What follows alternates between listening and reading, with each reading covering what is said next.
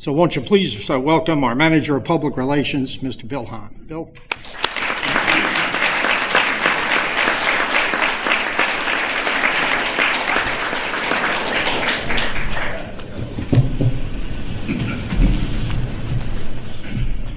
Thank you, Jim. Thank you, Brian. Ladies and gentlemen, welcome. I'm honored to be speaking with you today and to be working for the John Birch Society. Since I'm new here, please let me take a few minutes and let me tell you a little bit about myself. As Jim said, I've been in the PR and marketing industry and various industries for about 12 years. I grew up in one of the largest independent cranberry marshes in the state of Wisconsin.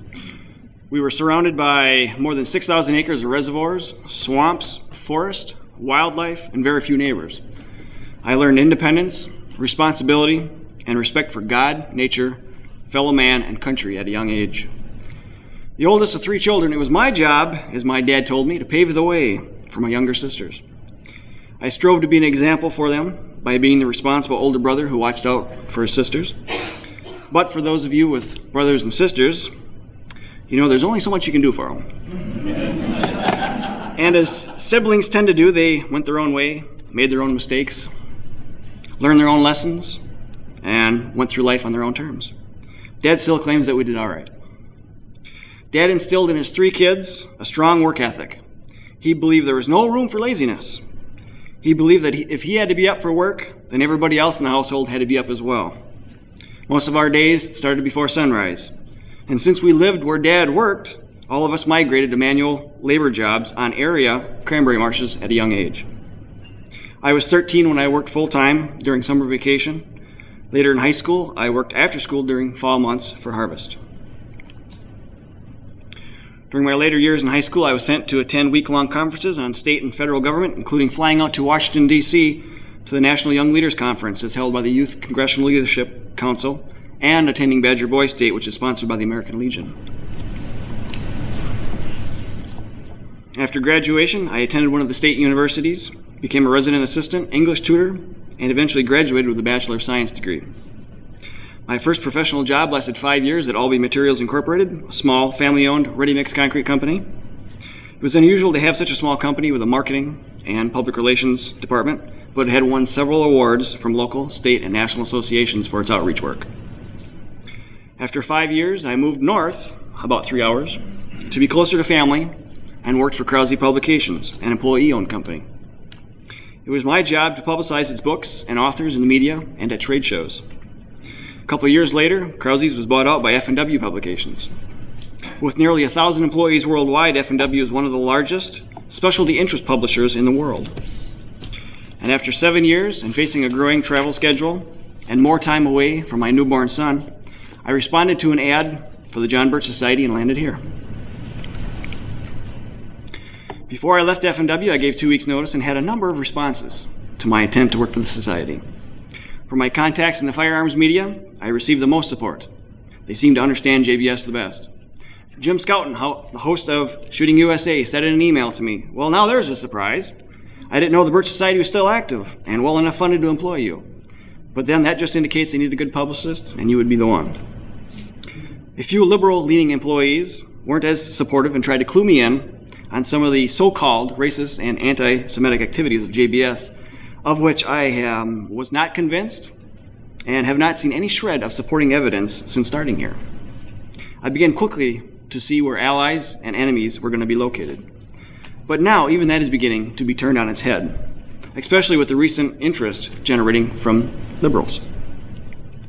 Ladies and gentlemen, I don't need to tell you that we live in interesting times, but it's true.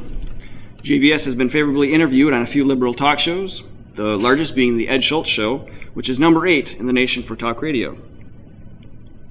Another liberal host from Santa Barbara said on air, "I can't believe I'm actually agreeing with the John Birch Society. I see nothing on your website I don't agree with." As you can see on the slide, he's a Kucinich supporter on the left wing of the Democratic Party. This year, our outreach tools have undergone a dramatic facelift and are appealing to more people while still delivering our important message. Our internet presence has bumped up dramatically, resulting in an increase in web activity. Public relations efforts were kicked into high gear around June, and are receiving more and more mentions in the media. Longtime members have told me that they are seeing a new side of JBS that is aggressive in getting our message out, while still appealing to a growing audience of those seeking a path of freedom from an overbearing government. In a time when citizens on both sides of the political aisle are beginning to see the threats to our country sovereignty, and increased attacks on our personal liberties, the John Birch Society is receiving well-deserved attention as a front-runner in the fight for freedom. As you know, our newest campaign is against the North American Union. Even the leftist publication Intelligence Report, published by the Southern Poverty Law Center, writes, "The leader in educating the public about the North American Union plot has been the JBS." Now, it wasn't meant as a compliment, but you know what? I'm going to take it. More and more people are starting to wake up as we reach them. Of course, we've just received a little bit of help from former President of Mexico, Vicente Fox, who said recently on the Jon Stewart Show, "We should have a new vision, go further, integrating and working together to build a better future for both." He talked about his favoritism toward the European Union and suggested on Larry King that he and President Bush had proposed a trade union for all the Americas, and that a common currency was going to happen in the long term. Sound familiar? He even mentioned this in his book. And if that isn't an admission for working toward a North American Union, I don't know what is. A couple of weeks ago, when we sent out our initial NAU magazine mailing, we included nearly 12,000 media contacts. We are beginning to see the results of some of this, including media mentions, radio interviews, web postings, and increased visits to our websites. Overall, our efforts this year seem to be creating quite a stir. Those not tainted by the rumors and the myths of the smear campaign of the 1960s are fairly reviewing our materials, welcoming our message, and listening to our positions. One of the more interesting quotes came from Glenn Beck on CNN Headline News. Glenn says, "When I was growing up, the John Birch Society, I thought they were a bunch of nuts. However, you guys are starting to make more and more sense to me." On the other hand, those that continue to side with the insiders are coming out in full force. They have made several remarks that they thought JBS was dead. Well, heck, we are showing them that we are far from it. Since June, we have reached a potential of 22 million people, just through PR efforts, and many millions more when combined with our total outreach efforts. I had an online conversation with a USA Today columnist that I worked at my last job. When I told him what I was doing, he said, "Wow, you sure picked the hot seat. Sure, sounds like a lot of fun, though." And that's exactly what it is.